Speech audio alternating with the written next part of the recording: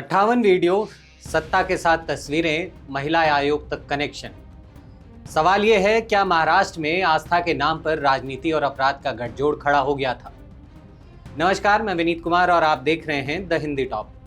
और आज की ये कहानी सिर्फ नासिक के कथित बाबा अशोक खरात की नहीं है। ये उस सिस्टम की कहानी है जहां एक आदमी भगवान बनता है, फिर पावरफुल बनता है और फिर सालों तक कानून से ऊपर खड़ा रहता है। अशोक खरात एक रिटायर्ड मर्चेंट नेवी ऑफिसर जिसने खुद को कैप्टन कहा, फिर ज्योतिषी, न्यूमरोलॉजिस्ट और दैवी शक्तियों के नाम पर एक पूरा नेटवर्क खड़ा किया।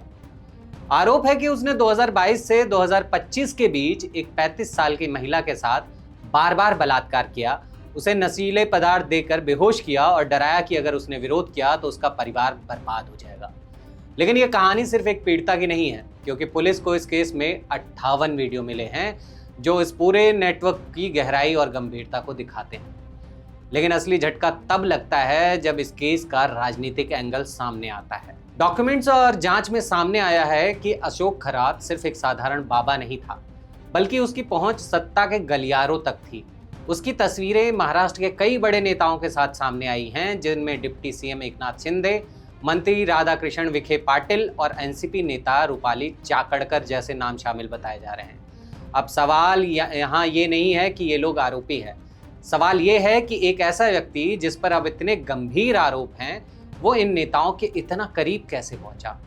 और सबसे बड़ा राजनीतिक झटका तब लगा जब महाराष्ट्र राज्य महिला आयोग के अध्यक्ष रूपाली चाकणकर को इस्तीफा तक देना पड़ा।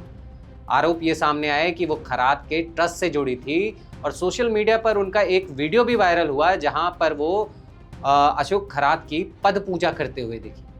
अब जरा सोचिए, जिस संस्था का काम महिलाओं की सुरक्षा करना है, उसी संस्था की प्रमुख अगर एक ऐसे व्यक्ति से जुड़ी पाई जाती हैं जिस पर महिलाओं के शोषण के आरोप हैं, तो सिस्टम पर सवाल उठना लाजमी है। यहीं से यह मामला सिर्फ एक क्रिमिनल केस नहीं रहता, बल्कि एक सिस्टमैटिक फेल्योर बन जाता है। सवाल यह है, क्या ये सिर्फ फोटो ऑप था या फिर ये वो पॉलिटिकल वैलिडिटी थी जिसने अशोक खरात जैसे लोगों को सालों तक बचाए रखा? क्योंकि जब कोई नेता किसी बाबा के साथ मंच साझा करता है या उसके साथ तस्वीर खिंचवाता है, तो वो सिर्फ एक इमेज नहीं होती, वो उस व्यक्ति के लिए सर्टिफिकेट बन जाती है कि ये आदमी सिस्टम के करीब है। और यही डर लोगों को चुप रखता है।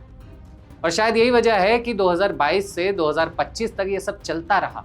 58 वीडियो बनते रहे, कई पीड़िताएं सामने नहीं आई, क्योंकि डर सिर्फ भगवान का नहीं था, डर पावर का भी था। अब यहाँ सबसे बड़ा सवाल महाराष्ट्र की कानून व्यवस्था पर खड़ा होता है। क्या पुलिस को पहले कुछ भी पता नहीं था? क्या इतनी बड़ी गतिविधियां बिना किसी सूचना के चल रही थी, या फिर कनेक्शन की वजह से जानबूझ के आंखें बंद कर ली गई? और सबसे अहम, क्या जांच एजेंसियां इस केस में सच में बड़े नामों तक पहुंचेंगी, या फिर मामला सिर्फ अशोक खरात तक सीमित कर दिया जाएगा?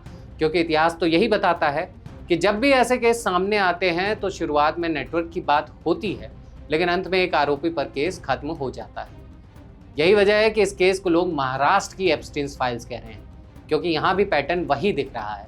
प्रभावशाली लोग, कमजोर शिकार और सत्ता की छाया। अब अंत में बस एक सवाल, अगर एक आदमी जिसके पास 58 वीडियो हैं, जो सालों तक शोषण करता रहा, जो नेताओं के साथ तस्वीरों में नजर आता है, तो क्या ये सिर्फ उसकी चालाकी थी या फिर सिस्टम की चुप्पी? क्योंकि अगर सिस्टम सच में जागा तो ये केस सिर्फ एक गिरफ्तारी पर खत्म नहीं होगा, ये कई बड़े नाम उजागर करेगा। लेकिन अपनी आदत के अनुसार अगर सिस्टम फिर से चुप रहा तो ये सिर्फ एक केस नहीं दबेगा, ये भरोसा दब जाएगा। कमेंट में बताइए, क्या ये मामला सच में अंत तक जाएगा या फिर फाइल बनकर रह जाएगा? ऐसी ही और वीडियोस को देखते रहने के लिए आप हमारे चैनल द हिंदी टॉप को सब्सक्राइब करें, और आप हमें इंस्टाग्राम, फेसबुक और ट्विटर पर भी फॉलो कर सकते हैं।